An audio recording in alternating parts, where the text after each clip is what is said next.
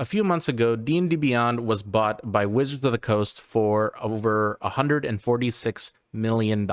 So what does this mean for the future of D&D Beyond and online D&D in general? Well, let's talk about it. My first thought was that it was only a matter of time. D&D Beyond is basically associated with everything that Wizards of the Coast is. D&D Beyond is very active in the community, they sponsor a lot of D&D shows, and honestly, they have a very good reputation in the online D&D community. And honestly, D&D Beyond is pretty much a household name at this point. So, will Wizards of the Coast make D&D Beyond a better online tool?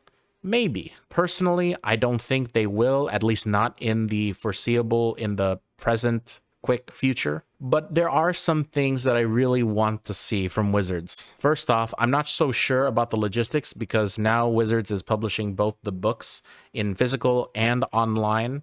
I wonder if there's a way that Wizards of the Coast can make some sort of discount code. So if you have a physical copy of, let's say, the Player's Handbook or the DM's Guide, well, you have a discount if you buy it online through D&D Beyond. Also, another thing, would D&D Beyond have the resources now to make an online tabletop? Something like Tabletop Simulator or Roll20 or even Fantasy Grounds. I think that's pretty much the next step in their expansion because they already have the player character sheets, they already have the online dice, they already have a encounter builder and ability to browse all of the books. And especially with the online dice and customization, it only feels like they're just preparing to make an online tabletop simulator. Another thought I had was, would D&D Beyond actually release their encounter tool, like a full version, not the beta? I mean, the current encounter builder is fine, I guess, but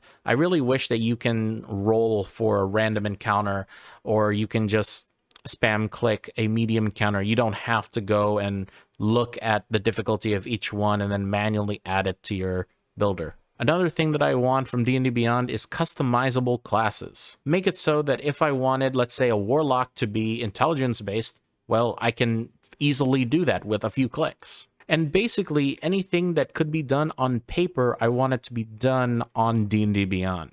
I know it's a lot to ask, but I think with time and with a few updates, we can definitely see this happening quickly. Another thing that I expect D&D Beyond to do is eventually either acquire or create some sort of token tool. D&D Beyond already has a lot of customizable features. They already have a lot of customization options in their character sheets. So I don't see the idea of making that into a very quick token generator to be very off. Honestly, what I would like to do is, if everything is linked together, you can upload your D&D character sheet, and the profile picture on that character sheet will be linked to the token that is in the D&D Beyond tabletop. And lastly, I really want to see D&D Beyond make some sort of online DM screen.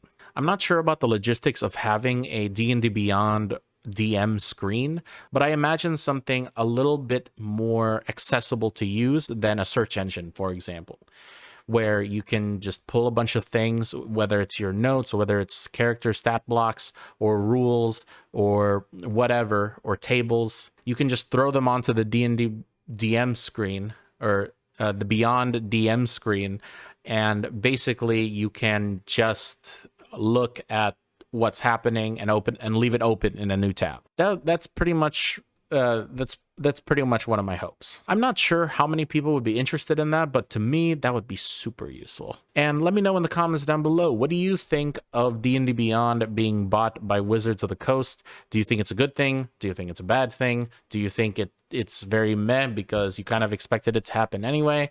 I'd love to hear your thoughts down below. I hope you enjoy the rest of your day, and I will see you in the next video.